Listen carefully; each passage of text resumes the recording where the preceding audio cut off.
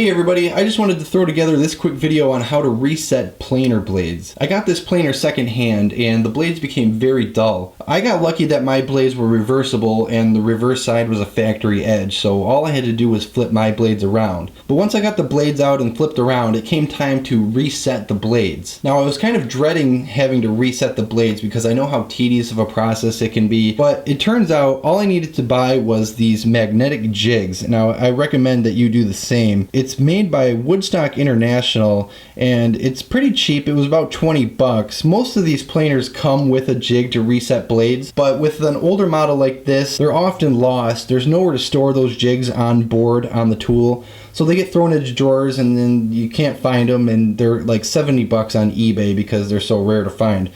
So I bought these for $20 and it made the process really easy. So I just wanted to show you guys how I reset these blades with these planer jigs. It comes in packs of 2. There are 4 magnets on the perimeter of the jig that secure the jig to the cutter head, and then an interior magnet that holds the blade in the proper position. I went ahead and I loosened all of the lock nuts, and basically that allows you to slip your blade out. You can remove this bar and maybe clean that up. There's a lot of goo in there and build up over the years if it's an older planer, but go ahead and insert your new blade.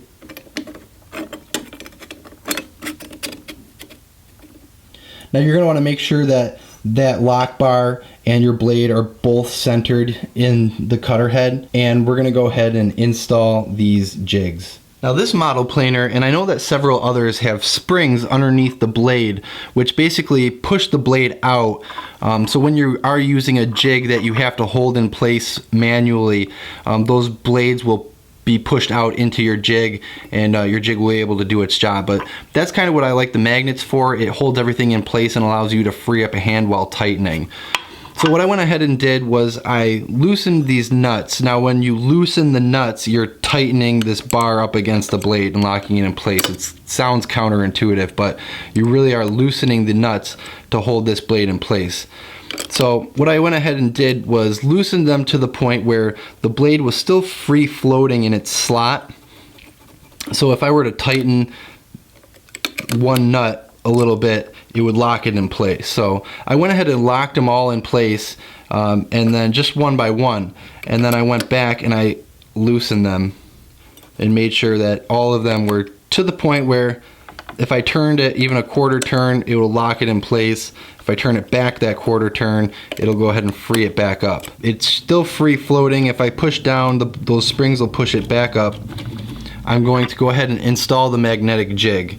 So you're going to want to make sure all 4 of these magnets are contacting your cutter head, and that this inner magnet is contacting the side of the blade.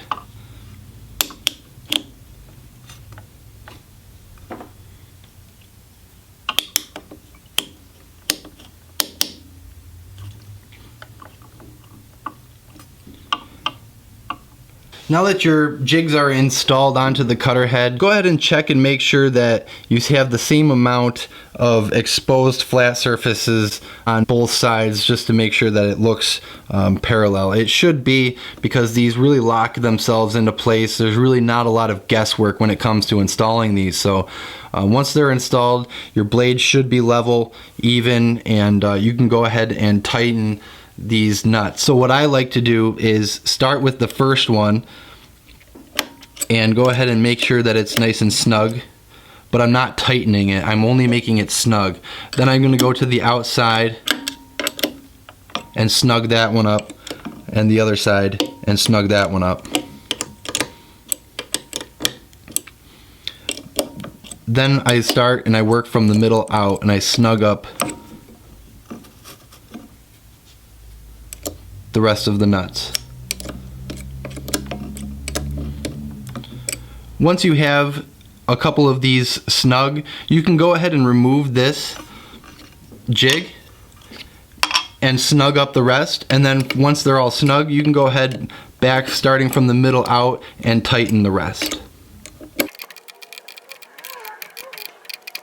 And that's all there is to it. This blade is set. All of my nuts are tightened and the blade is parallel with the cutter head. So I'm gonna go ahead and flip it around, do the same thing with these jigs to the other side, and both of these blades should be parallel with one another, and I have a nice sharp edge. So I hope this video was helpful to you guys, and thanks for watching.